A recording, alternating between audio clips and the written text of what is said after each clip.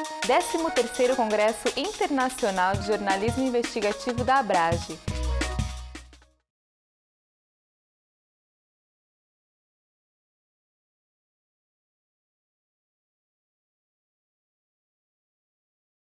Professor Nivaldo Ferraz, coordenador do curso de jornalismo aqui da AMB Morumbi, para dar umas palavras de boas-vindas a todos.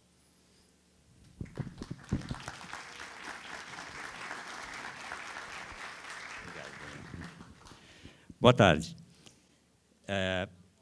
Esse é o 9º ano de parceria felicíssima entre o curso de jornalismo da Universidade AMB Morumbi e a Abrage, num processo que a gente, enxergando a história, percebe os resultados, os frutos tremendos de melhoria, de empoderamento da Constituição do jornalismo brasileiro. Um evento dessa monta nos enche de prazer, alegria, satisfação em ter todos aqui, todos os anos, praticamente ininterruptos. Apenas no ano de 2013, se não me engano, não tivemos aqui o Congresso por uma oportunidade que a Abrage teve no Rio de Janeiro. Nos outros, estivemos sempre aqui recebendo todos com muito carinho, tentativa de produtividade, de competência na recepção, no funcionamento do espaço, das máquinas, enfim, de tudo que é necessário para que esse grande evento dê certo. Dessa vez, de novo, então, em nome da Laureate International Universities, em nome da Universidade AMB Morumbi, de sua escola de comunicação e de seu curso de jornalismo, dou as boas-vindas a todos vocês que desfrutem esse congresso importantíssimo e quero dizer que, pessoalmente, me sinto muito agraciado por essa homenagem de hoje, que simboliza esse evento, ser feita para um jornalista que também é professor, como muitos de nós aqui que damos aula, que somos professores do curso de jornalismo. Bem-vindos, bom congresso e vamos avante.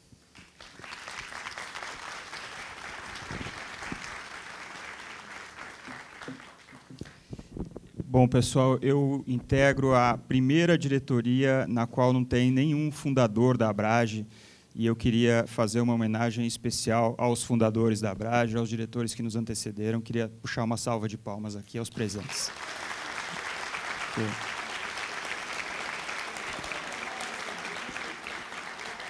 É uma alegria e um orgulho participar dessa entidade e ver o tamanho e a importância que ela teve graças ao trabalho de vocês.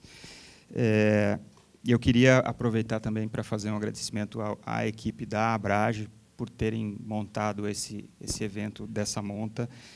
Vocês devem imaginar que é uma equipe gigantesca, mas eu vou ler os nomes aqui. É Marina, Tiago, Rafael, Gisele, Cristina e Raquel, e eles fazem tudo isso acontecer. Então, palmas para a equipe da Abrage.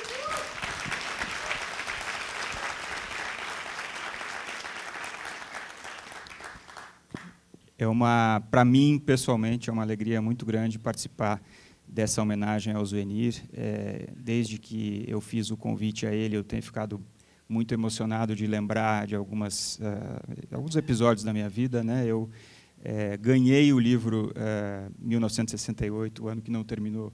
Eu ganhei de presente dos meus pais em 1988, quando eu era um estudante. E foi muito emocionante para mim, porque 1968 é o ano em que eu nasci, né? E ler o seu livro me fez entender muito daquela época tão importante, tão transformadora. E a gente vê hoje, no congresso aqui da Abrage, algumas discussões de assédio, de diversidade, e a gente consegue perceber alguns ecos de 68 aqui ainda chegando. Eu não só nasci em 68, como eu nasci numa sexta-feira 13 de dezembro. Então, se essa data quer dizer alguma coisa para as pessoas, é a assinatura do AI-5. Então, realmente foi um momento histórico interessante para mim entender melhor. Eu gostaria de ler aqui a lista de homenageados da Abrage em congressos anteriores. A gente começou com José Hamilton Ribeiro, Joel Silveira, Em 2008, homenageamos apenas a ABI e o Estado de Minas. Em 2009, Paulo Totti e Lúcio Flávio Pinto. Em 2010, a Dorit Arazim, presente aqui.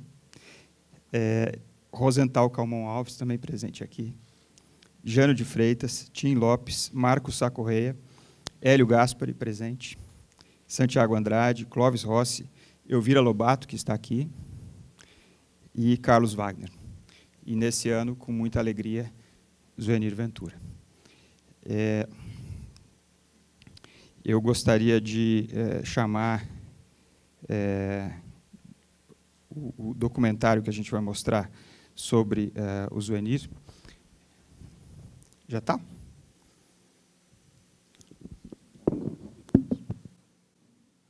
Minha mulher, que é muito mais franca do que eu, muito mais honesta, muito mais sincera, entendeu? Diz isso que eu atraio, né? Porque, mas muitas vezes não é nem por mérito meu, entendeu? É por não saber como me desvencilhar, entendeu? E ela diz isso, sim, com toda franqueza, que eu atraio. Eu chego nos lugares, tem sempre um chato para me alugar e tal. Mas a culpa também é minha, muito mais do que do chato, né? Porque eu não sei me livrar, né? Eu tenho dificuldade em dizer não, em dizer, cara, olha, peraí, tá? Eu fico ouvindo. Às vezes, parece que estou ouvindo e não estou viajando. Tem que inventar um rótulo para o Zuenir. Eu não faço por uma primeira página. Ele era anunciado no meu prédio, Coronel Ventura está aí. O Jabor uma vez falou, o Zuenir é o pai de todos. Eu chamava ele de vampiro da juventude. Ele foi um cara que sempre absorveu o que era jovem. Todos os discípulos chamam ele de Mestre Zu. Chachal deu alguma definição? Um Buda carioca ali, né? Ele é informal, mas ele tem uma paciência, ele tem um saco. Nenhum outro jornalista de sua geração conseguiu, como ele, liderar e chupar o cérebro do jovem. Isso é fato, entendeu? Ninguém vai dizer o contrário. O Zuenir é uma espécie de Paulinho da Viola do jornalismo, entendeu? Você fica prestando atenção no Paulinho da Viola, aquela elegância.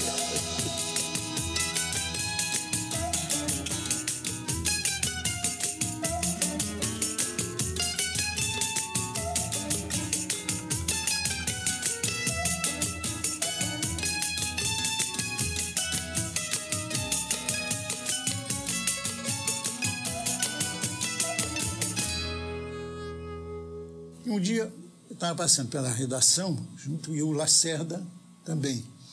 O Lacerda estava procurando alguém para escrever um obituário do Albert Camus, que já era um dos meus autores preferidos, já tinha feito trabalho sobre o Camus, enfim, adorava o Camus, fazia. E aí, instintivamente, eu levantei o dedo, dizendo que eu podia escrever. Foi uma certa tensão, porque o Carlos Lacerda era conhecido por aquelas broncas homéricas, né? Então o risco de levar uma bronca monumental. Ele falava assim, qual foi o imbecil que usou essa frase, qual foi? Mas já tinha me candidatado, enfim, eu fiz o artigo, no dia seguinte o artigo teve uma repercussão interna, menos pelos valores do artigo, e mais porque correu a lenda o seguinte, o contínuo do arquivo é um gênio. Meu pai fala, eu não era nem contínuo, nem um gênio. Me ofereceram, sei lá, 3 vezes mais, ou 4 vezes, para descer para a redação. Aí não tinha como recusar. Então, todo aquele trabalho do Elcio, né, de que era fundamental para o estilo, não sei o quê, que não adiantava nada, mas o fato de ganhar 3 vezes mais decidiu. Né? E foi assim que eu comecei, desci para a redação e nunca mais saí.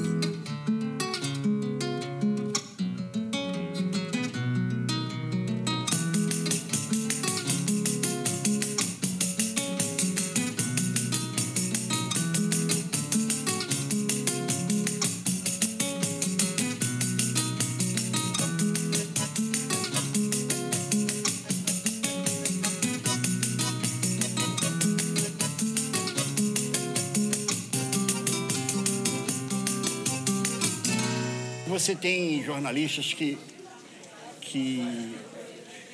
que fazia uma coisa ou outra, né? O Zuenir fez de tudo um pouco na imprensa. Eu gosto de me lembrar da visita do Papa. Esqueci o nome do Papa, um desses papas. Ele veio ao Brasil, estamos falando ali no final dos anos 70, e acho que foi o primeiro Papa que veio ao Brasil e fez uma missa lá no aterro do Flamengo, em frente ao monumento aos mortos. E houve uma grande discussão se era 1 milhão de pessoas, 2 milhões, 1,5 milhão. E a revista semanal, né, quer dizer, tinha um tempo para pesquisar aquilo e dar a informação próxima da verdadeira, pelo menos. Né, então. Cada um chutava de um jeito, né, um número qualquer, o seu número. E o Zuenir, diante daquela algaravia de números, o Zuenir faz o seguinte, devia ser uma meia-noite, não estou exagerando. Uma revista fechando, a Veja fechava de madrugada, aquele caos de apuração. Consta que o Zuenir, na Veja, foi visto com uma trena e alguns repórteres medindo a área ocupada pelas pessoas no aterro para ter com precisão uma estimativa de quantas pessoas foram à missa. Você pode imaginar isso de madrugada, os soldados lá de segurança do monumento, né, olhando aquele cara fazendo aquela medição. Isso virou meio folclórico, sabe? Porque eu fui medir, né, mas era uma coisa mais, enfim, para mim pareceu mais natural. O Zuenir tem uma reportagem muito importante do tempo anterior a eu conhecê-lo, quando ele era da Visão, né, que ele fez a entrevista com o Glauber Rocha. Né? O Glauber estava na Itália, meio assim exilado e tal, mas meio fugido, mas não era exilado oficialmente. E aí eu mandei um questionário para o Glauber, falando que estava fazendo aquele número e tal, e que queria que ele respondesse um número de perguntas que eu perdi também, nem sei quais eram, mas enfim, tinha um questionário. Aí já praticamente, né, véspera de fechar, eu recebi uma carta do Glauber. Foi uma carta que, no primeiro momento, lendo, era inteiramente maluca. Porque primeiro não respondia o questionário, né? E depois, era uma carta para mim. O Glauber dizendo que devia se ouvir o Golbery. O Golbery sinalizava com abertura, então era um intelectual de esquerda, né, fazendo um aceno para o militar da ditadura. Eu fiquei desesperado, falei, o que eu vou fazer? Liguei para o Vlado, falei, Vlado, ele falou, se vira aí, arranja outro personagem e tal. Mas ele, enfim, ele achou que deveria se publicar, que o próprio Glauber escreveu do punho dele, publique-se. Como você, de uma revista, você da imprensa que está sendo perseguido, né? Você publica uma notícia de que o Golbery, esse ditador, né, é um gênio da raça. Foi uma bomba, né? Repercutiu muito. E era exatamente o que o Glauber queria. Era exatamente o que o Glauber estava sentindo naquele momento. Ele queria que aquilo, de alguma forma, aquilo que ele estava sentindo, ganhasse uma exposição pública. Então, ele listava uma série de alternativas que fracassaram, o Partido Comunista e tal. E aí restava, então, isso, né, que era a saída pelos próprios militares. Né? Talvez um jornalista mais comprometido com uma ideologia não publicasse aquela entrevista porque ela vinha em desacordo com o que a maioria da esquerda pensava na época. Isso também é o Zuenir, né? Essa liberdade, essa independência, esse não sectarismo, né, de estar filiado a isso ou aquilo e colocar a profissão em primeiro lugar.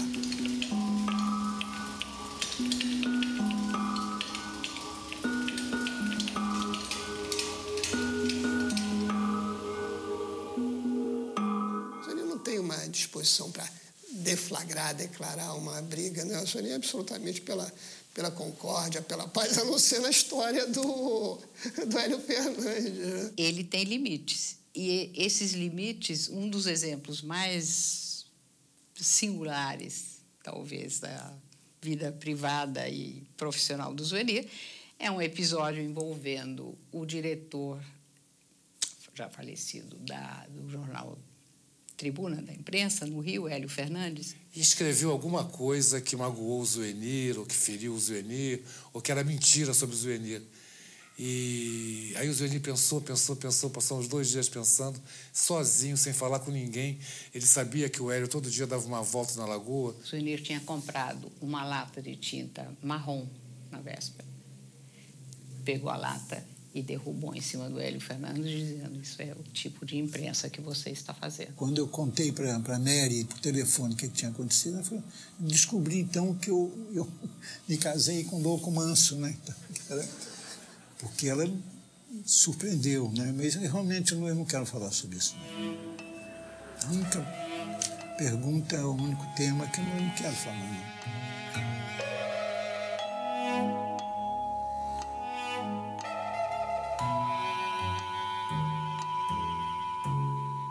O Carlos Chico Mendes tem uma história inacreditável do Zuenir, que tinha uma testemunha, eu não vou saber te contar essa história direito também, o nome, já esqueci os nomes. O Marcos da Corrêa, né, me chamou, que era o editor, quer dizer, e disse: olha, eu quero que você vá para a Amazônia. O Chico Mendes, eu me lembro de eu disse para ele o seguinte: ô Marcos, você quer me demitir? Tem jeito mais fácil de você fazer isso, porque, olha, eu não conheço nada da Amazônia, eu detesto floresta, morro de medo de cobra. Quer dizer, eu vou ficar lá, eu não vou voltar, não vou conseguir sair de lá. Para de brincadeira e tal. O Chico Mendes tinha uma dimensão internacional, né, que era maior até do que aqui, né, nacional. E faltava alguém, justamente, como meu pai, que se dispusesse a ir para lá e recontasse, recuperasse essa história com toda a dimensão e o peso que ela tinha, né? Eu fui, durante 40, 50 anos, professor de jornalismo. E eu dizia aos repórteres o seguinte: olha, o repórter não pode se misturar com a notícia, ele tem que manter a distância da notícia. E eu não só mantive, como trouxe a notícia para dentro da minha casa. E a primeira imagem que eu, chegando de carro, né, em Chapuri, foi de um menino sentado, um adolescente sentado na porta do quartel da PM, sentadinho lá. Ele dá de cara com um menino de 13 anos, Genésio, que era testemunha, a única testemunha, a principal testemunha do caso Chico Mendes, e que estava lá ameaçado de morte e ninguém fazia nada. Ninguém fazia absolutamente nada. Era uma coisa que era encarada como natural, que ele ia ser assassinado e... O Zuenir adotou o garoto, trouxe para o Rio. E foi morar com ele. E botou na escola, virou o terceiro filho do Zuenir. Meu pai trouxe a notícia para dentro de casa porque não tinha para ele alternativa. A alternativa era deixar o garoto morrer.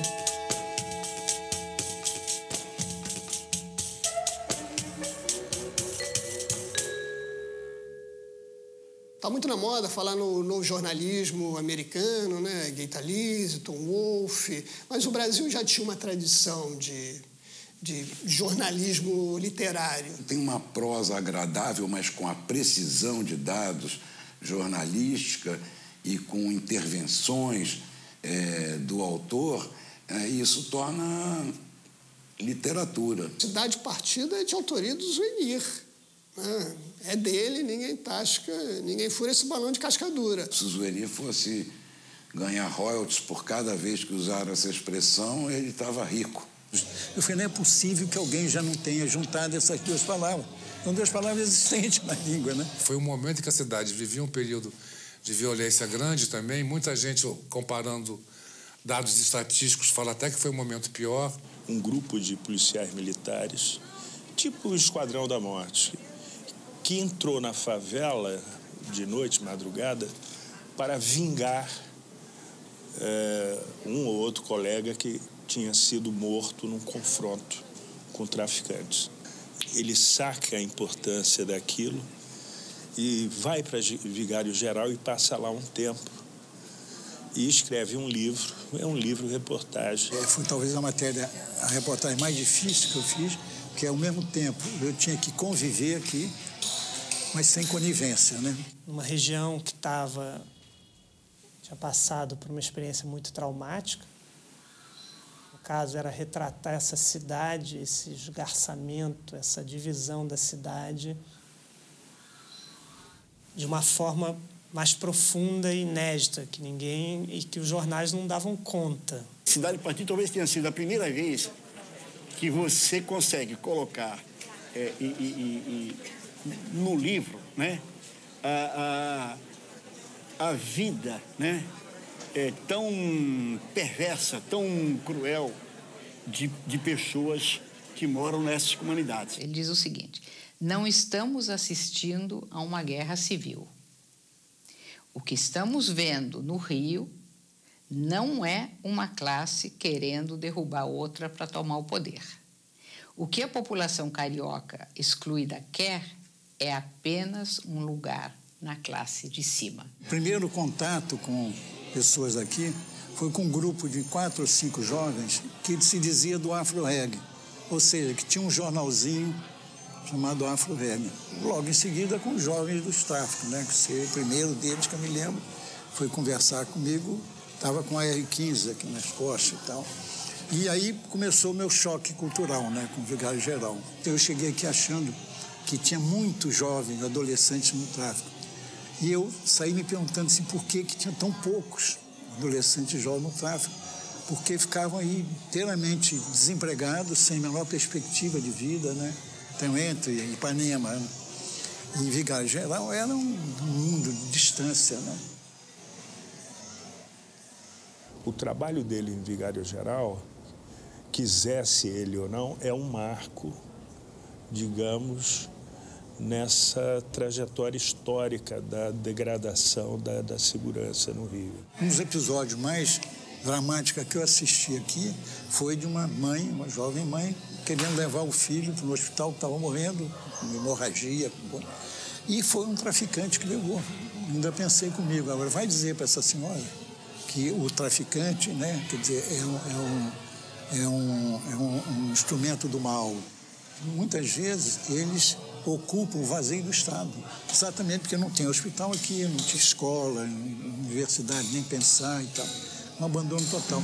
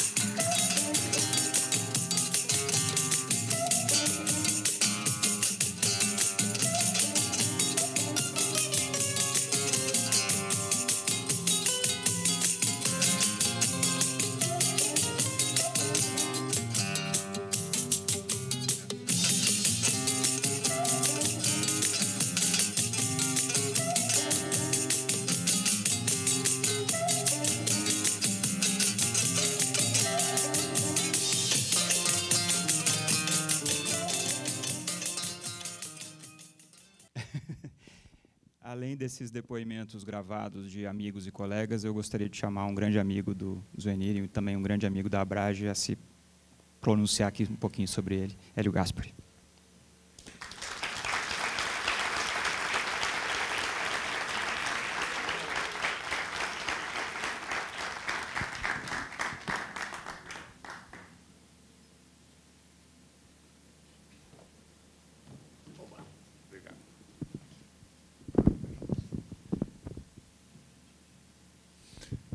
Vocês já ouviram quase tudo, né?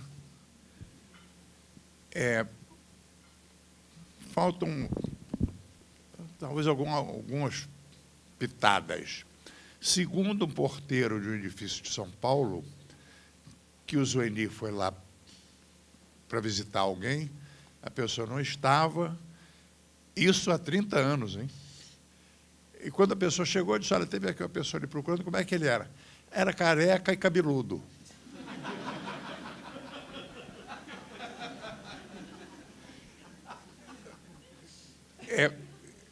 Eu acho que nós devemos dar muita atenção para o que o Chechel disse do vampiro de juventude. Quer dizer, o Zoenir, esteja onde a gente estiver, se tiver uma ideia nova, tiver um jovem, ele vai lá e quer conversar com ele. E quando ele sai da conversa, ele está com 25 anos.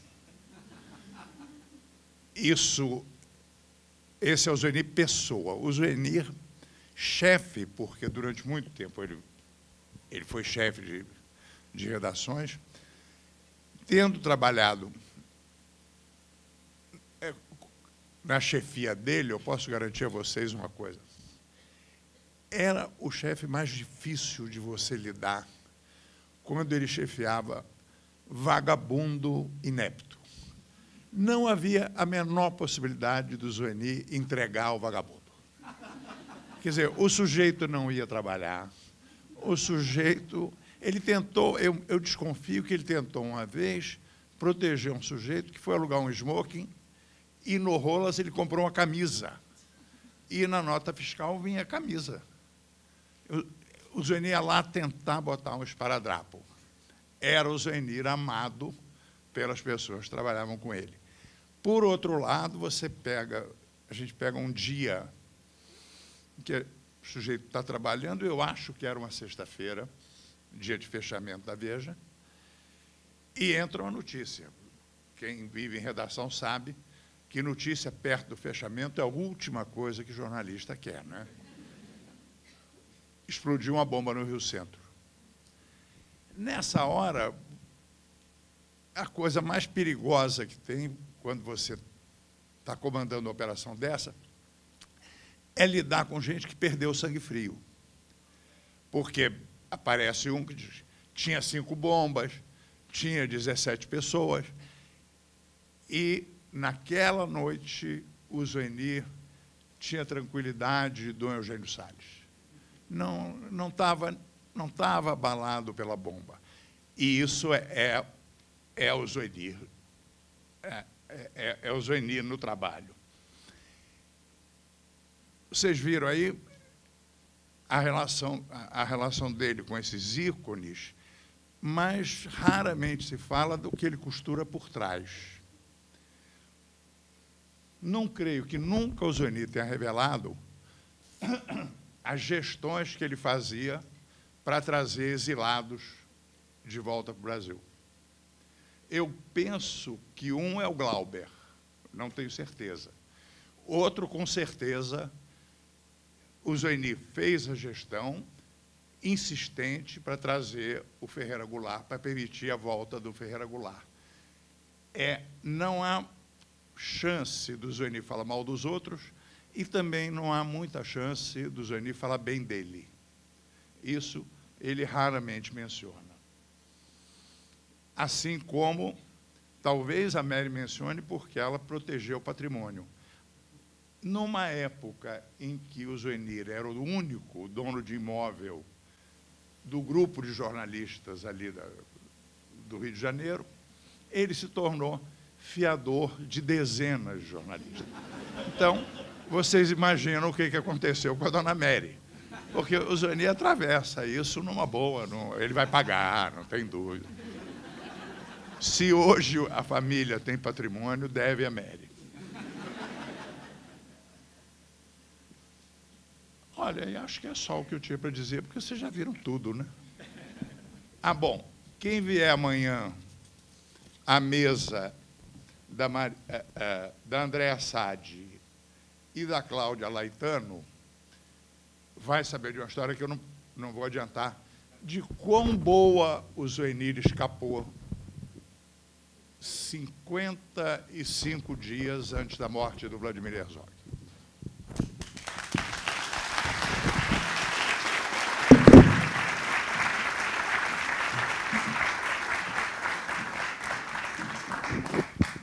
Queria chamar aqui ao palco os diretores e ex-diretores da Abrage e também os conselheiros, por favor.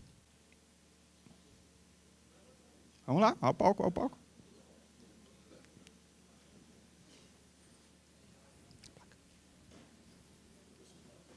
Sim, sim, sim.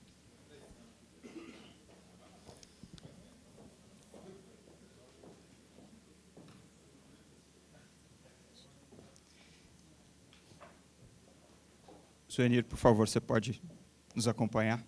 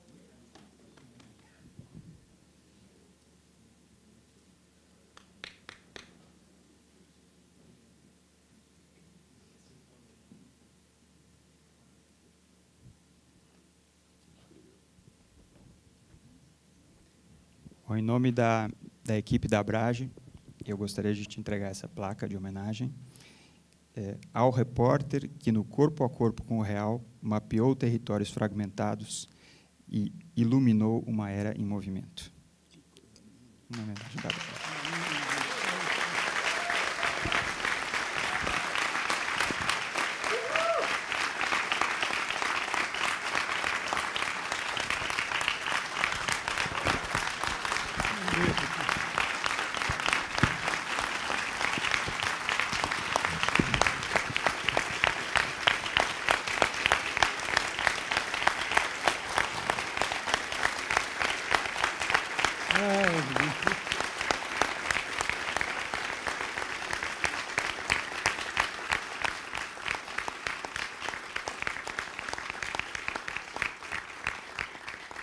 Agora, depois de tudo isso, eu posso ir embora, não posso?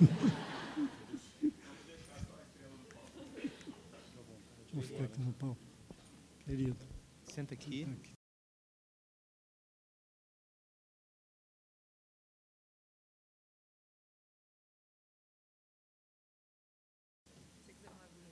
Tá, querido. Tem água aqui do seu lado, tá?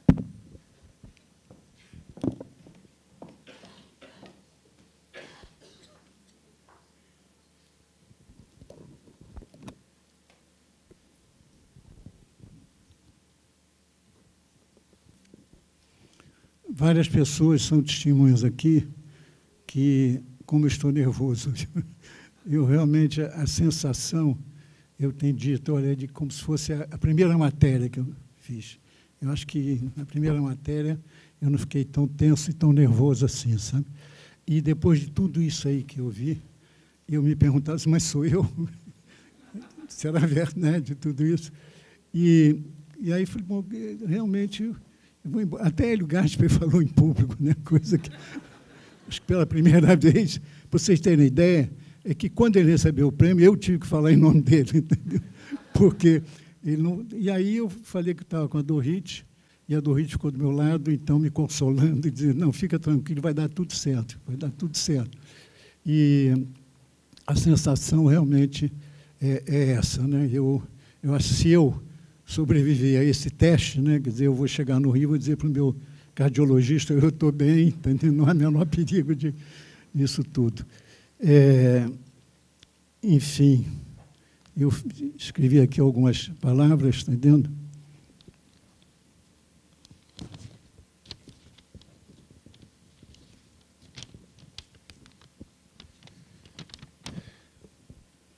Esta homenagem vem para mim numa idade, ou pós-idade, em que, em vez de me receber, costuma ser prêmio, quando se merece, claro, o que não é o caso. E vem por concessão de uma instituição cuja importância só tem aumentado nesses 15 anos de existência. A Abrage aponta o que me parece ser o caminho correto para a sobrevivência institucional da imprensa séria, indicando o antídoto contra os ataques a que ela está sujeita, de um lado pela ação das redes sociais, de outro por meio das fake news. Essa praga tão nociva hoje contra a censura nos tempos da ditadura. As fake news são uma contradição em termos. Se são fake, não são news, e sim um novo nome para a velha prática dos boatos, dispondo agora de um instrumento com poder de propagação como nunca houve, que é a internet. Elas são uma das maiores preocupações desses nossos tempos pré-eleitorais. O ministro Luiz Fux, presidente do Tribunal Superior Eleitoral, já destacou que, se ficar comprovado que notícias falsas beneficiaram um candidato, a ponto de garantir sua vitória, as eleições do Brasil podem chegar ao extremo de ser anuladas. Segundo Fux, a legislação prevê até a cassação de candidatos. A imprensa não tem, como a justiça, mecanismo punitivo, mas, às vezes, consegue desmoralizar a mentira, como fez com a onda dos sórdidos ataques à vereadora Marielle Franco, que foram executada com o motorista Anderson Gomes. A infame campanha de versões falsas, difamatórias, foi comandada por uma desembargadora e por um deputado federal, os quais, diante dos desmentidos de serviços de checagem de vários jornais, voltaram atrás. A juíza postou um meia-culpa no seu Facebook. A Mary, né, minha mulher, já foi referida aqui, ela senta na primeira fila sempre para sinalizar. Né? Quando eu estou falando demais, ela faz assim, entendeu? Quando eu estou fazendo gracinha, ela manda fazer. Então, tudo aquilo, eu li para ela antes, isso como faço tudo, né, que eu faço na vida antes, eu faço para ela. Né? Então, aí ela disse, olha, não, você está lendo mal, está dentro. E ela fez, agora eu olhei para ela e fez assim com a cabeça. Então, realmente, desculpem, mas vamos, né, atribuir isso realmente a essa coisa. E as pessoas, mas como é que você deu aula a vida toda e aí... Mas eu estou realmente, não sei se vou até o final, não, vamos ver. O que você acha, Mary? Então, bom, isso é outra página. Que essa desembargadora, né, botou no Facebook uma meia-culpa, como ela disse, e admitindo ter repassado de forma precipitada falsidades contra a vereadora, e o deputado fez o mesmo. Não se deve, porém, subestimar a gravidade do fenômeno. As fake news já constituem uma indústria rentável. Segundo a revista Época, os 10 maiores sites de boatos do país já contam com mais de 9 milhões de visitantes por mês. O que fazer? No ano passado, aqui mesmo, no 12º Congresso, o editor-chefe do Washington Post, Martin Barron, deu a resposta, mostrando que o jornalismo investigativo é a alma do seu jornal, assim como deve ser da própria imprensa. A sua redação dobrara o número de repórteres investigativos, passando de 8 para 16. Barron foi o chefe da equipe do Boston Globe, que investigou, em 2012, os abusos sexuais cometidos por importantes clérigos da Igreja Católica. A reportagem deu origem a Spotlight, Segredos Revelados, que ganhou o Oscar de melhor filme em 2016. Nosso trabalho, ele disse aqui, é fazer as instituições poderosas, como o governo, prestarem contas à sociedade. Não custa lembrar que, em 1972, 2 repórteres do Washington Post foram os autores do caso Watergate, cujas investigações levaram à renúncia do então presidente Richard Nixon, no que talvez tenha sido o internacionalmente mais famoso trabalho de jornalismo investigativo. Já ouvi dizer que jornalismo é uma técnica e, por isso, não tem ética. Não concordo com essa tese pós-moderna. Acho que não só tem ética, como até estética. Pode-se alegar que, como veículo, o jornalismo é uma ferramenta, e ferramenta não carrega ethos. O problema, porém, é que não existe ferramenta sem a mão do homem.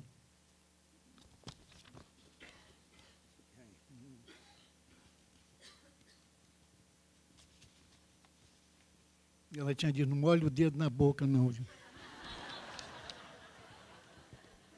Desculpe.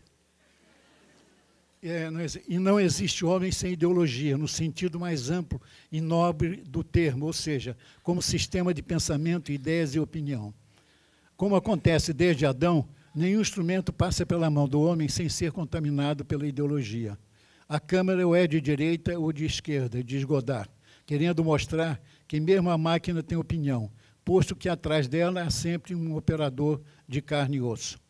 Ele tem razão. Qualquer editor descobre, ao escolher uma foto, que um ângulo pode equivaler a um editorial. Também a foto ou é contra ou é a favor. Se a imagem não consegue ser neutra, imagine a palavra. A objetividade é um mito, mas isso não nos impede de persegui-la. Nesses tempos de crise, depressão social, polarização e intolerância, tende-se a associar ao veículo o que de ruim é veiculado. Atacado pelo que se pode chamar de síndrome da má notícia, costuma-se ter com a imprensa uma relação parecida com a que certos reis mantinham com os emissários da má notícia. Mandavam matá-los depois de receber a notícia.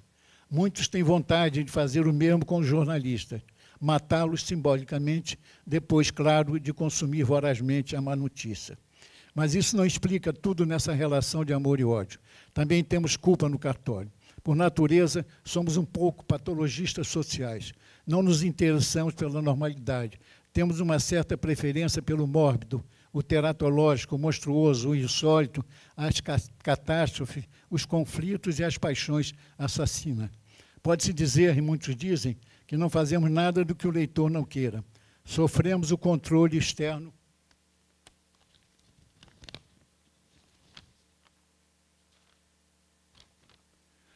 do mercado. Pela lógica do resultado e pela ideologia da eficácia, o consumo seria a medida de todas as coisas. Mas será mesmo assim? Será o caso de entregar também essa questão para o mercado? Parece que começamos a achar que não. Mesmo numa sociedade controlada por suas leis, pela lógica do consumo, movida pela competição e o lucro, mesmo numa sociedade de espetáculo, da ditadura do marketing, eu diria que, por isso mesmo, o jornalismo tem que ter uma autocrítica, uma ética. Ele, que é tão rigoroso com as outras instituições, fiscalizando, cobrando, patrulhando, deve ser consigo mesmo. Mas, enfim, não vim aqui para ensinar o Padre Nosso ao Vigário. Vocês sabem melhor do que eu tudo que foi dito. Estou aqui para agradecer a honra de ter sido contemplado como uma das maiores homenagens de minha carreira profissional. Se por este dia, só por este dia, já terá valido a pena não ter desistido antes mesmo de começá-la, nos anos 50, quando li num manual o que era notícia. Cachorro mordendo o homem não é notícia. Notícia é o homem mordendo o cachorro. Achei que não ia conseguir passar a vida atrás de homem mordendo cachorro. Por isso digo aos jovens, não desistam nunca. E muito obrigado a vocês.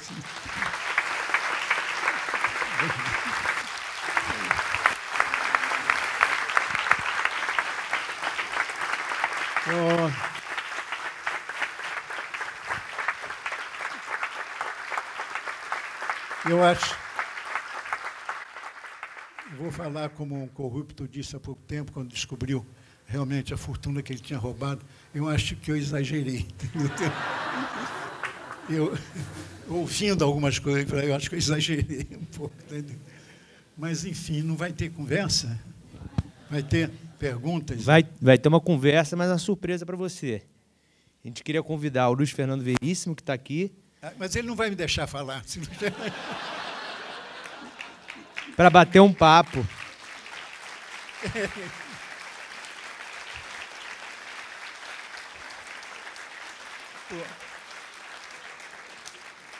Gente, mas é muita surpresa em cima de surpresa. A Abrage agradece muito a presença do Luiz Fernando Veríssimo, que veio do Rio Grande do Sul especialmente para homenagear o amigo dele. E a gente queria, Zuenir, convidar vocês. Eu já convidei ele para uma coisa, ele não topou, mas, enfim, diz aí o que é. Uma vez me perguntaram o seguinte, vocês são muito amigos, quanto tempo? Não, são muito amigos. Eu disse, entre nós já rolou de tudo, só não rolou sexo, esse mesmo que ele não quis. Aí ele parou e disse, também você não insistiu, né?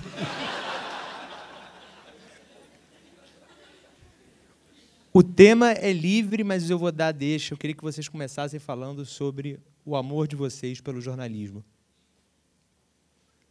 Eu acho que o do Luiz Fernando não é tão grande assim, não. Você tem que ter um microfone também, né? Tá aqui, ó. Bom, antes de mais nada, o nosso amor, né? O amor, nós dois, que é um pouco atenuado, porque a Lúcia e a Mary se amam também, né? Então, é uma homenagem a 4, né? Mas, olha, sou um admirador do Zuenir há muito tempo, desde que eu nem conhecia ele pessoalmente, através dos livros dele. E nós nos conhecemos há quantos anos? 1990, eu acho que era, né? Eles têm que perguntar a elas, eu realmente não... 30 anos. 30 anos. E é isso. Não disse que ele não ia me deixar falar? É assim, mas ele disse o seguinte, não é ele que fala muito, pouco. As pessoas é que falam muito, né? Porque ele tem realmente razão. Mas não é bem verdade, porque a Lúcia, por exemplo, só vai assistir às palestras dele para saber o que ele pensa, né? Porque quem em casa, depois de 50 anos, não conseguiu até hoje saber. Não é, Lúcia? Não, mas olha, realmente, eu vou ter que ficar falando porque... Não, mas, Zuenir, quem sabe você nos conta um pouco da sua vida sexual? Antes sexual também, antes do jornalismo. O jornalismo, como vocês viram, foi realmente por acaso e tal. Eu nunca pensei em ser jornalista, nunca pensei em ser escritor, entendeu? Eu queria ser professor, como fui durante, enfim, mais de 40 anos e tal. Porque eu, enfim, tive muitas atividades, né, antes de escolher o jornalismo. Meu pai era pintor de parede, e meu primeiro emprego foi de pintor de parede. Na verdade, é um pouco de mania de grandeza, porque eu era assistente de pintor de parede. Eu raspava a parede para ele e tal, mas eu tenho muito orgulho, porque ele era o maior pintor de parede de Friburgo, entendeu? Então, esse foi o meu primeiro emprego, minha primeira atividade. Depois eu fui contínuo de banco, contínuo de um laboratório de prótese, fui vendedor de uma camisaria, era péssimo vendedor, fui, enfim, hoje eu diria boy, né? Mas na época chamava de contínuo de um banco, né? Banco Barra do Piraí, agência de Nova Friburgo. E aí, por acaso, realmente tudo na minha vida aconteceu por acaso, uma coisa incrível. Eu só não consegui, até hoje, saber se eu também fui gestado por acaso. Provavelmente foi também por acaso. Mas é que eu fui, assim, para estudar no Colégio de Friburgo. Nessa época não tinha faculdade, não tinha uma cidade no interior, cidade da Serra Fluminense. E aí a escola me ofereceu o seguinte, eu lecionar de manhã para uma turma enfim, alfabetização, era o primário na época, e eu estudaria à noite de graça e tal. E aí eu comecei a lecionar e achei que era aquilo que eu queria na vida, que era lecionar, né? Realmente. E aí, mas em Friburgo não tinha na escola, então eu fui para o Rio. Fui para o Rio e dei a sorte de cair realmente num antro de saber, né? Para você ter ideia, eu fui aluno do Manuel Bandeira, fui aluno do Alceu Moroso Lima, quando eu falo fui aluno do Manuel Bandeira, tem sempre alguma cara descrente, e eu digo assim, olha, tem testemunha, entendeu? Eu fui aluno do Manuel Bandeira. E aí, então, acabei, e é coisa curiosa, quando fala, por exemplo, vocação, né, as pessoas, às vezes, a mãe diz assim, estou preocupada, meu filho está já com 18 anos, não sabe o que vai ser na vida ainda, uma hora quer ser uma coisa. Eu falei, não tem problema, que eu fui escolher, né, já velho, na meia idade, eu fui escolher realmente o que eu queria, né, praticando, que é realmente o jornalismo, né? Então, essa foi a minha trajetória, né? Depois disso, trabalhei em vários jornais e revistas, né? Fui subordinado a Hélio Gaspari, e, olha, eu não desejo isso a ninguém, entendeu? Ser chefiado no Hélio Gaspari, olha, realmente não. E tem uma história, né, que eu não assisti, mas que contam, que é verdadeira, que todas as histórias do Hélio, né, que parecem lenda e são verdade, é uma coisa incrível. parece tudo fake news, mas, na verdade, no caso, não é. E que era, assim, às 7h da manhã, a hora que fechava a revista, na Veja, no sábado, né, de manhã, aí ele comia um prato de comida, né, como diz, um lauto de comida, mas antes ele comia um tiragosto, que era uma macarronada grande e tal. Então, chegou o repórter que tinha feito uma matéria, na verdade, eu acho que não era repórter, era editor.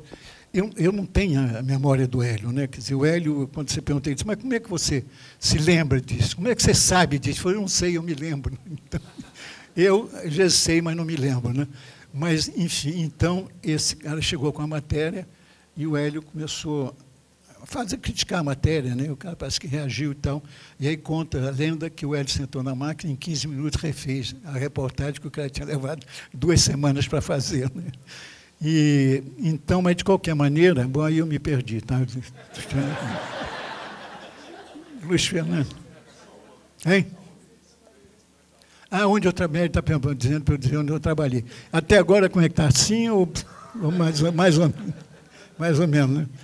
Mas, não, aí eu trabalhei com ele na Veja, trabalhei em todas as revistas, inclusive a revista de São Paulo, acho que só de São Paulo eu trabalhei em 3 revistas, 3 ou 4. Eu trabalhei, não, na Visão, trabalhei na Veja, trabalhei na Isto É, e na Época também, na Época. Na Época, eu acho que eu trabalhei na Época também. Eu realmente, não é de agora não é, mas eu estou cada vez lembrando menos das coisas, né? E uma das... Hein? Na verdade, são 87 anos que eu tenho. Aí, quando eu dizia a minha idade, algum tempo atrás, havia sempre alguém para dizer assim, mas não parece. Hoje é esse silêncio, né? Mas vocês vão chegar lá, tá entendendo? Que é a melhor hipótese, né? A outra... Zenir, de onde é que vem o apelido Divino Mestre? Olha, na verdade, quem botou esse apelido foi o Nelson Mota, tá entendendo? Eu fui professor do Nelson Mota na Escola de Desenho Industrial. Eu também fui professor da Escola Superior de Desenho Industrial. E, na época, as pessoas diziam o seguinte, mas você não desenha? Como é que você é professor da Escola de Desenho Industrial? Mas era professor de comunicação verbal. Tinha 2 vertentes, a coisa. Tinha a de design propriamente dito, né? Desenho cadeira, desenho... E a de texto, né? Texto para publicidade. Eu era professor da... E o Nelson ia ser design. Então, ele diz... O Nelson eu vou contratar como meu divulgador, né? Porque onde ele vai, ele faz a propaganda minha. Então, ele diz o seguinte, que aí ele resolveu ser jornalista por minha causa, porque era professor, e aí botou esse apelido. E depois, o Alfredo, mais do que o Alfredo, o pseudônimo dele, né?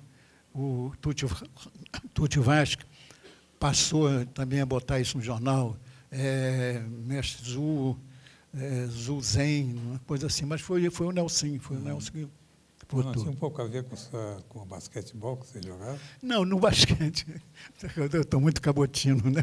Modéstia à parte. Não, é porque eu jogava bem basquete em Friburgo. A única coisa que eu fazia bem era raspar a parede e jogar basquete. E eu era cestinha, então, e isso quando eu comecei a ser professor. Então, como eu era professor do primário, aí me chamavam de Divino Mestre, que não era brincadeira, era sério mesmo. O que mais? E o Luiz Fernando levanta sempre a minha bola, né? Então, é ótimo ele perguntar. Vamos agora, só uma... Vamos fingir que a Amélia não está aqui e nos conta sobre a viuvinha. Viuvinha. Essa aí é meio... Não tem criança, né? Não, que eu ia ser padre. Eu nasci em Paraíba e fui criado em Ponte Nova. Até os 11 anos eu era coroinha, fazia missa, ajudava a missa em latim, na época que a missa era em latim e tal. E queria ser padre. Minha mãe, tadinha, lavava as batinas dos padres lá do colégio para eu ser padre. E eu, enfim, depois eu descobri que a vocação era dela, não era minha, né? Porque quando eu fui para Friburgo, aí a teoria dela é essa, que eu caí como é que foi? Eu tinha um primo, e esse primo era do mal, segundo ela, tá entendendo? Porque ele era um pouco mais velho, E ele era assim o cafetão da zona de lá, da zona da dona Sofia, da tia Sofia, como se dizia. E ele me levou na zona, foi, enfim, a primeira vez que levou, eu fui corrido de lá, porque eu era jovem, eu tinha 11 anos, 12 anos, ele já tinha 16, mas me desencaminhou, como dizia minha mãe, entendeu? Então, e a outra coisa foi me apresentar a Vilvinha, ou seja, fazer minha iniciação sexual. Vilvinha era uma senhora respeitável, senhora de Friburgo, e que atendia a gente, aos jovens, ela gosta muito dos jovens. E ela, assim, muito dedicada, e fazia tudo em pé, sabe? Ela muito... E tinha situações assim incríveis, né? Porque você, às vezes, era em pé junto a um muro, né? E você ficava só a cabeça de fora, né? Um dos maiores vexames que eu passei, a pessoa passando e me olhando lá. Enfim. Então, a Vilvinha foi uma pessoa fundamental na nossa vida, porque ela era muito, muito generosa, tá entendendo? E muito paciente, sobretudo, né? Ela tinha coisa, porque, enfim, essa história da Vilvinha. Queremos mais detalhes. Você sabe que uma do Luiz Fernando que eu vi, eu estava na plateia, isso não foi muito tempo, não, né? Incrível. E aí ele estava aqui, onde eu estou hoje, eu estava lá, e uma menina levantou na plateia e disse o seguinte: Fernando, qual é a pergunta mais difícil que você já teve que responder? Ele falou: é essa. É gênio, né? Porque enquanto a menina estava fazendo, eu falei: o que eu diria, né? O que eu diria? É essa. O pior tipo de entrevista é aquela: defina a vida em uma palavra ou menos. Ah, não, aquela da morte que você diz? Ah, não. Não, porque é da morte também. Essa da morte é ótima, que é o seguinte: estava todo mundo discutindo a morte, né? Enfim, discussão metafísica, importância da morte, não sei o quê. E o Luciano Gomes sempre quieto no canto, assim. E aí perguntaram: Luciano, o que você acha da morte? Ele falou: eu sou contra. Liquidou, né, a discussão. Ele não precisa falar muito, né? Ele não precisa. Eu estou aqui falando. Mas aí chega e ele, liquida. Zeni, você trabalhou com o Mino Carta na vez? Trabalhei comecei trabalhando com o Carlos Lacerda. Isso, Carlos Lacerda, vale a pena falar, porque é o seguinte: ele foi na tribuna da imprensa. Aquela história, né, do arquivo e tal. Mas ele era, quer dizer, um péssimo político, né? Mas um grande jornalista, tecnicamente.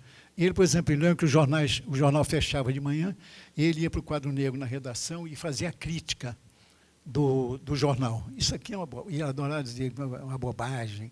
E isso aqui, qual foi o idiota que escreveu isso aqui? Era de tal maneira que eu digo que a gente tinha que fazer, por exemplo, um memorando para usar adjetivo. Ele detestava adjetivo, disse que o adjetivo era o pior inimigo do jornalismo e tal. Então, o Carlos Lacerda foi fundamental. Era curioso, porque era uma relação assim. Eu acho que eu aprendi uma coisa trabalhando com Carlos Lacerda, né, que eu, politicamente, eu achava um horror, e era uma época, né, realmente de grandes embates, né, por ele de um lado e o da última hora, Samuel Rufaína, do outro, né?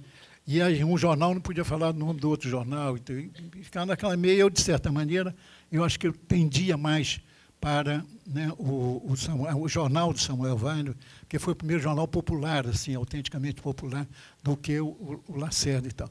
Mas quando eu disse que eu aprendi com ele, foi o seguinte: eu não hierarquizo minhas amizades por ideologia. Então, eu tenho amigos de direita e amigos de esquerda, né? E sou muito acusado, alguém falou aí, né, de que eu adoro ficar em cima do muro. Eu tenho ficado esse tempo todo, agora, sobretudo, em cima do muro, e tenho sido acusado por isso. Quer dizer, você não sai de cima do muro, você fica em cima do muro. E a minha defesa é a seguinte: olha, em tempos como esse, o melhor lugar para você apreciar as coisas, né, os lados, é em cima do muro, entendeu? Mas não adianta, porque a polarização é tal que você não perdoa nem quem não quer tomar posição, né? Enfim, então, me perdi outra vez, Mary. Você imagina? Ah, sim. Não, eu fui de vários chefes de redação, né, diretores, chefes de redação. Primeiro foi o Carlos Lacerda, teve nesse outro aí da Tinta, Só esqueci de dizer que era tinta marrom brilhante, porque eu... Aí, quando a Dorit soube desse episódio, mandou me ouvir lá no Rio e tal, e eu disse o seguinte, não, por que marrom brilhante? Não é como o jornalismo que ele faz, tá entendendo? Que era realmente marrom, mas brilhante. Né? E aí eu fui... Com o Mino, né, teve um episódio, não é que a gente tenha trabalhado junto. O Roberto Tivton, no fim dos anos 80, no fim dos anos 60, quis fazer uma série de reportagem sobre a década, sobre a década de 60. E aí foi a melhor coisa que aconteceu, acho que para mim, na década de 60, foi conhecer a Dorit. Porque aí a Dorit veio trabalhar comigo nesse projeto. Quer dizer, tinha mais gente, mas ela foi a primeira a vir e foi quem realmente deu, né, enfim, alma, né, ao projeto, que acabou sendo publicado em 12 episódios, né, Dorit, em 12 fascículos dentro da Veja. Né, e, ao mesmo tempo, depois virou um livro, A Década que Mudou Tudo, os anos 60, a década que mudou tudo. E o Mino realmente não achou a menor graça nisso, porque o Roberto passou por cima dele. Mas eu mandei um projeto, propondo ao Roberto Tivton um projeto sobre os anos 60 e tal, para sair em algum lugar da editora Abril. Eu nem pensava na revista Veja. Ele escolheu a revista Veja. E, de certa maneira, impôs esse projeto, um menino que não achou a menor graça, enfim, e tal. E até que, numa noite aqui em São Paulo, a gente se encontrou numa churrascaria, isso já alta madrugada, depois de muita chopp, muita cerveja, muito vinho e tal. E aí houve o que, na versão dele, houve uma briga física e tal. Na verdade, não chegou a ser isso, até porque a gente não estava em condições de brigar. Né? Houve xingamento, não sei o que e tal. Mas depois ele resolveu ganhar essa guerra nas colunas. Né? Ele plantou uma pessoa de notícia que tinha me dado um chute na bunda. Aí eu dizia, não deu pelo seguinte, porque ele não me alcança. Tá entendendo? Só por isso, é porque ele não alcança a minha bunda para dar um chute e tal. Então, ficou nessa coisa, mas não foi nada, não teve de minha parte. Eu acho até engraçado, então, mas ele realmente levou a sério e acha que ganhou me dando chute na bunda, né? Apesar do salto alto que ele usava e tal. Mas, e eu não queria ficar falando essas coisas aqui em público, não. Hoje é um perigo, né? Porque você está falando com um público assim, de confiança, restrito, discreto, né, que é incapaz de fazer ir para as redes sociais.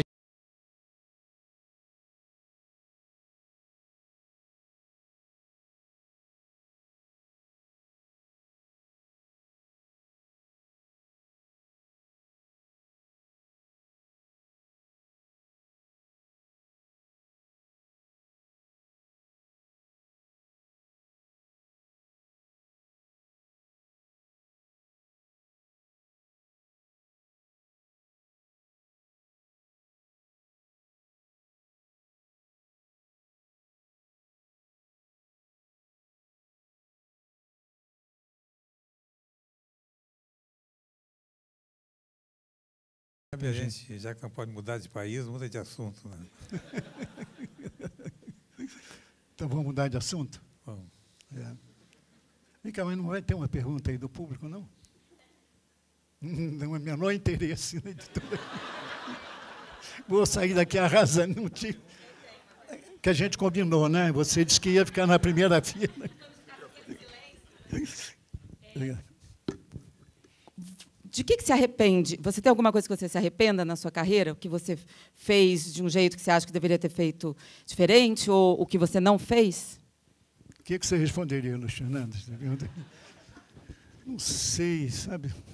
Olha, vou dizer uma coisa, enfim, eu estou dizendo hoje, eu não sou muito assim, do Rio está meio estranhando, eu não sou tão cabotino assim como, né, o Hélio, que fez essa defesa prévia e tal. Mas eu sou tão agradecido, né, a tudo que aconteceu na vida, entendeu? Graças à vida, que é me dado tanto e tal, que realmente, por isso, quer dizer, eu nasci, enfim, condições, nada de infelicidade, não tive a infância infeliz, mas tive a infância com dificuldade, pobre e tal, não sei o quê, sempre lutando. Mas eu ganhei, olha, eu tenho, quer dizer, hoje, Imagina, quem é que hoje pode ser assistido, né, aplaudido, né, por um público como esse? Né? Não é para qualquer um, entendendo? Né? Na sua profissão tem esse reconhecimento. Para mim, quer dizer, quando eu digo que essa noite, esse dia aqui, para mim, é uma coisa realmente diferente, inédita e importante, é porque é isso mesmo, você ser reconhecido pelos seus pares é a melhor coisa, né, pode acontecer. Então, eu não tenho, eu teria que parar, sabe? Eu sou muito lento na coisa, não tenho essa bate-pronto, essa presença de espírito do Fernando, que é capaz, na hora, dizer eu sou contra, não sei o que e tal. E eles teriam uma resposta, eu não sei, eu teria que pensar 2 dias, depois submeter a Mary, está vendo?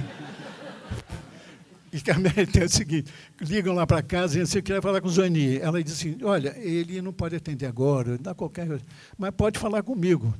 Então, não, eu quero falar com ele mesmo. Então, tá, você liga depois. Aí o cara liga depois, eu digo, você tem que falar com a Mary. Aí é aquela decepção, né? Mas é ela que resolve tudo isso, está entendendo? É ela que resolve, ela que manda em mim mesmo, né? E aí, como é que você fez o livro 68? Porque ela mandou. Por que você fez? E aí vira piada, as pessoas não acreditam, e é assim, mas os meus amigos sabem disso, né, que realmente não adianta falar comigo, entendeu? Melhor sempre é falar com ela.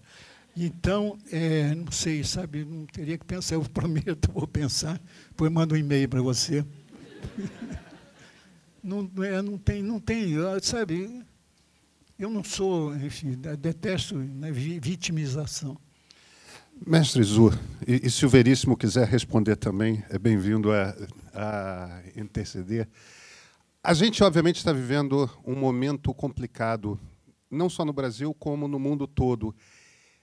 Você acha que ele é, de alguma forma, parecido com algum outro momento que vocês tenham vivido como jornalistas?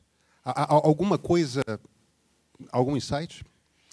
Essa pergunta devia passar primeiro pelo Hélio, né? Quer dizer, mas, enfim, eu acho que tem uma coisa diferente, sabe? Eu não sei, eu vou chutar aqui. Aliás, eu não entendo de política, não entendo tudo muito. A vantagem é que eu tenho o ponto de vista do ignorante, né? Enfim, do cara que não sabe, que, enfim, grande parte dos meus leitores.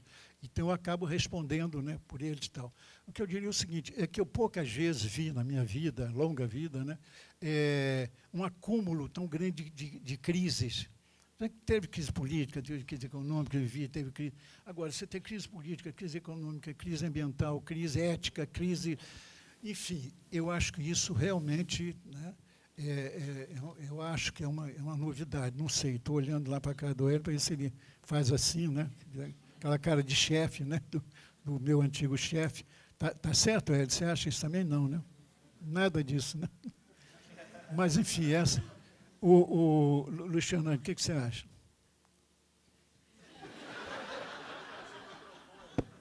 Sem microfone, é ele que escondeu.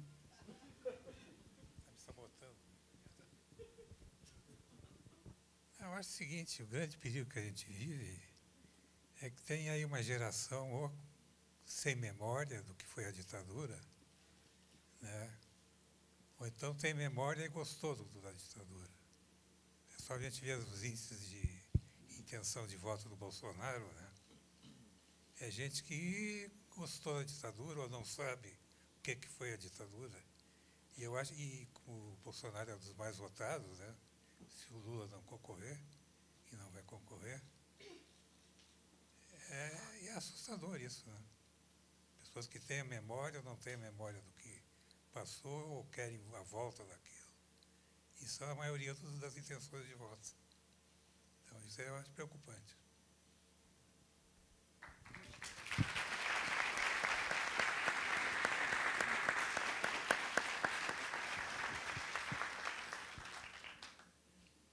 Eu ia completar, mas me esqueci. Mas eu acho que eu ia chover no molhado, era mais ou menos isso mesmo. Não, tem uma coisa, por exemplo, essa coisa, né, de 68, 50 anos, 68 e tal, que me persegue, né? É que me perguntam muito, né, por que os jovens, eu me pergunto, né, eu tenho feito muita palestra para jovem e tal, e eu digo, mas vem cá, por que você, que não viveu essa época, nem seu pai, em alguns casos, nem o pai, só o avô e tal. Por que tanto interesse, né, por esse, e tanto fascínio, né? Eu não sei, eu acho que, enfim, que é um pouco a nostalgia do não vivido, só pode ser isso. Mas há teorias mais sérias, quer dizer, há a teoria de um polonês, que o Hélio conhece, Bauman, né, que ele diz o seguinte, há uma teoria que diz o seguinte, essa coisa de você ter a saudade, né, daquilo que não viveu, né, do passado e tal. O presente, né, está tão ruim que você foge para o passado. Não, foge ou para o passado ou para o futuro, né? Quer dizer, de você também idealizar o futuro, né? E idealizar, sobretudo, o passado. Ele diz que é uma reta, quer dizer, a gente está vivendo hoje o que chama de uma... Teve a utopia dos anos 60 e hoje, na verdade, como é que chama ele? Distopia. E ele criou a categoria retropia. Ele disse assim, que o presente é tão ruim, o futuro não oferece nenhuma perspectiva, então o jeito é você fugir para o passado e tal. Essa é uma das teorias que ele desenvolve com muito brilho e tal, porque realmente é difícil explicar. Eu não sei. Há outra teoria que diz o seguinte, por que hoje você tem toda essa guinada para a direita, para o conservadorismo e tal, e a culpa é de 68, mais uma vez. Porque 68 avançou tanto que hoje, enfim, né, as pessoas querem o retrocesso e tal. É uma teoria discutível também, né? Eu acho que é uma sacanagem com 68 achar que é culpado disso também, culpado pelo que avançou, né? E culpado por ter avançado, culpado do conservadorismo de hoje. Mas a verdade é que hoje um fenômeno aí que não é só daqui do Brasil. E essa coisa eu estava vendo de matérias, né, sobre os eleitores do Bolsonaro, né, os gays, né, que vão votar no Bolsonaro.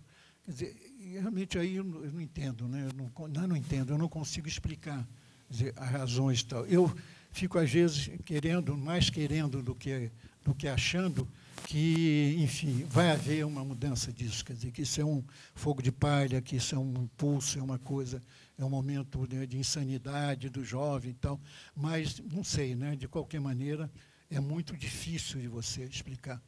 E estou aceitando sugestões aí de explicação, né? Luiz Fernando, tem alguma? Tem uma.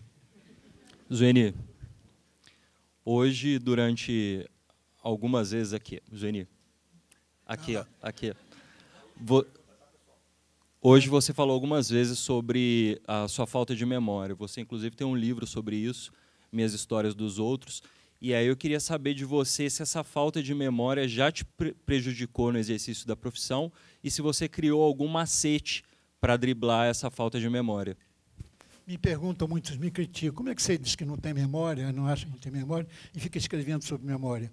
Eu falei, não, mas é que eu escrevo com a memória dos outros. E não é uma piada, é verdade, o Hélio sabe disso.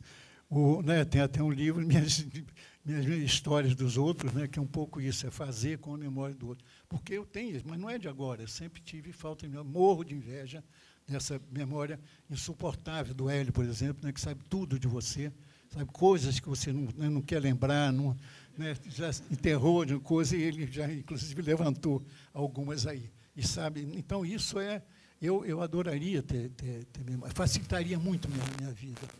Eu, por exemplo, tenho a minha irmã que tem uma memória incrível e tal, e eu, se tivesse a memória dela, já tinha escrito uns 10 livros. Mas o que eu consegui foi escrever um sobre a minha família, a paródia da minha família, que é a Sagrada Família, em que eu aí falo da viuvinha, inclusive. Mas, não, eu gostaria de ter, para mim, teria sido muito importante, né, se eu tivesse, teria produzido muito mais, pelo menos. Bom, pessoal, eu queria agradecer a presença de todo mundo e acho que eu posso aproveitar aqui e estender a homenagem à Mary também, né? Uma salva de palmas à Mary.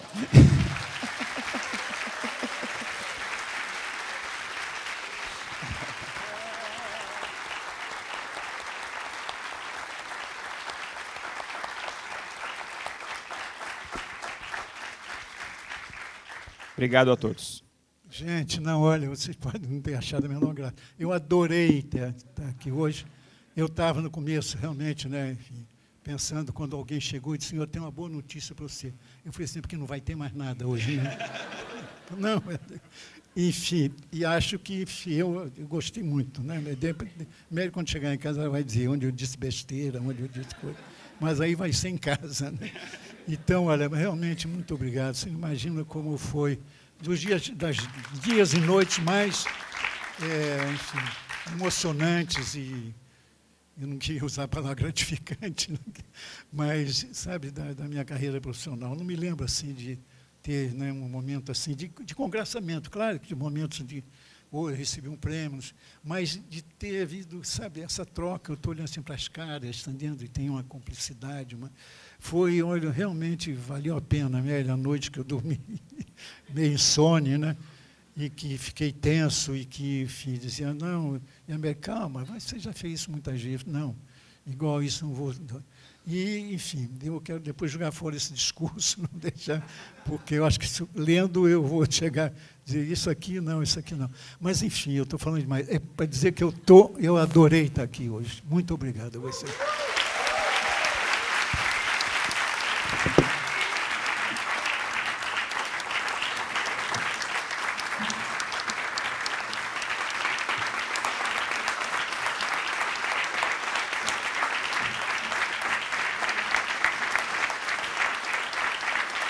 Décimo terceiro Congresso Internacional de Jornalismo Investigativo da Abrage.